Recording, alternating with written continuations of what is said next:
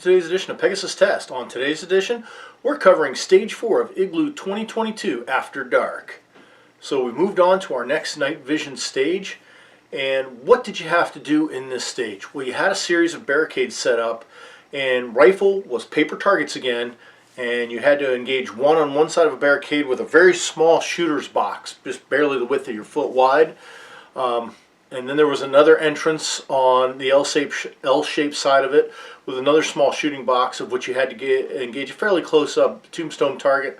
And you came out, and down at the end of the barricade wall, there were two more of the rifle targets to engage, and then there was a dump barrel to get rid of your rifle, and then you had three discs in front of you to engage with your pistol. They were knocked down, so you had to get them, and they were in line, so that you shoot one, and there's another one, shoot one, there's another one, all three go down. Then you retreated back, maintaining your 180, go back into the side room, and then you were presented with four more knockdown pieces of square steel, and then a Texas Star. And you just had to do all this at night. Let's take a look at how my run went. Stand by.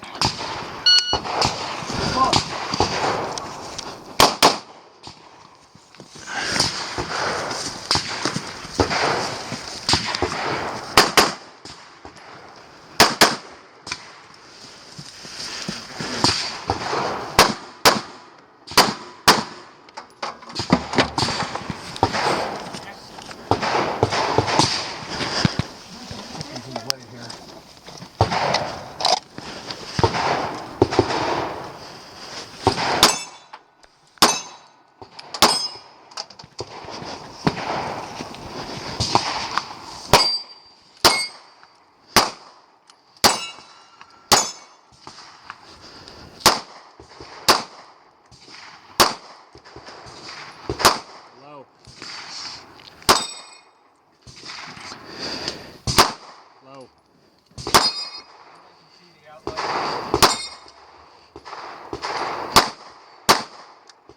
Low less.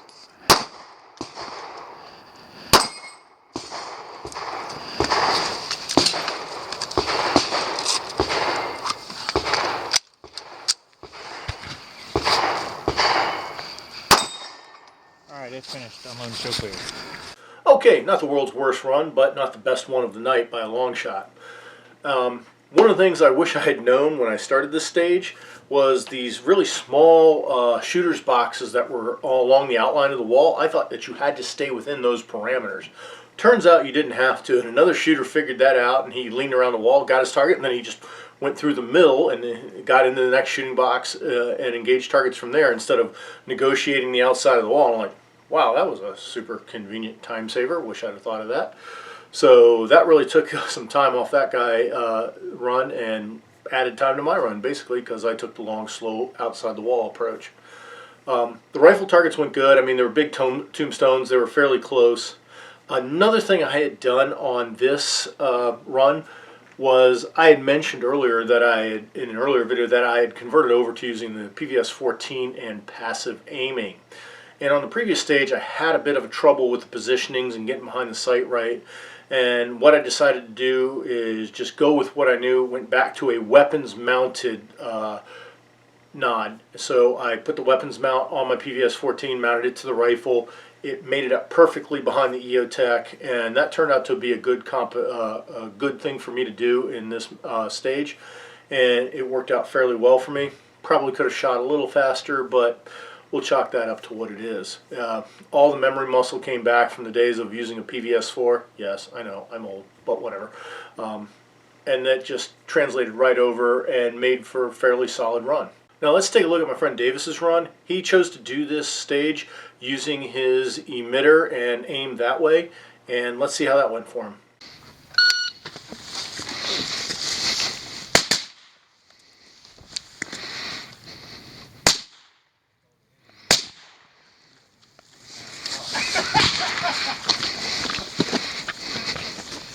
One more hard right in there.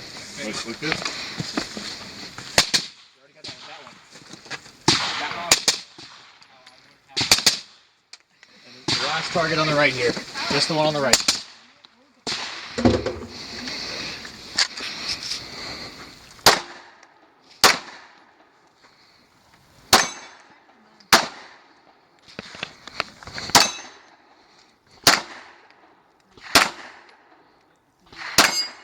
Good. Where's the matter? Are you going to 4 targets on the left. A little low.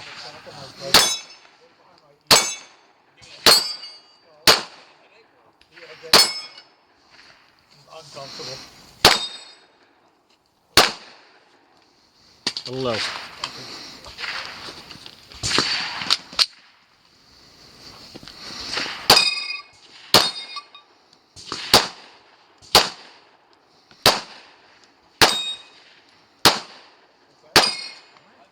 Finished unloading so clear.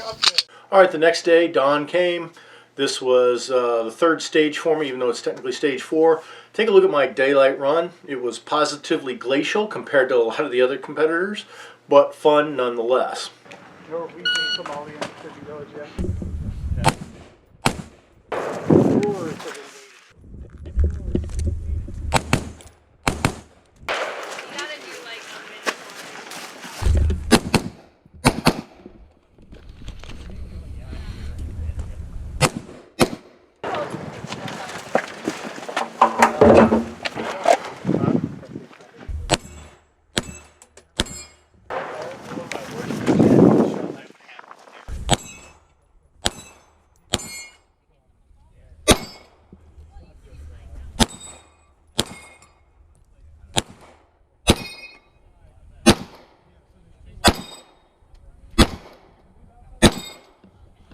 So as you see, that was positively glacial. Nice run in about the mid 40s and stuff, but there were several competitors who did it in literally half the time. So I needed to pick up the pace on that one. A quick and fast stage, and there were a lot of guys getting times on this stage with nods and white light in the high 30s, low 40s time frame range. Quick, dirty, fun. What more can you ask for? We hope you're finding this coverage of Igloo 2022 helpful and informative. Please comment, like, subscribe, and tune in for tomorrow. We're going to stage 1.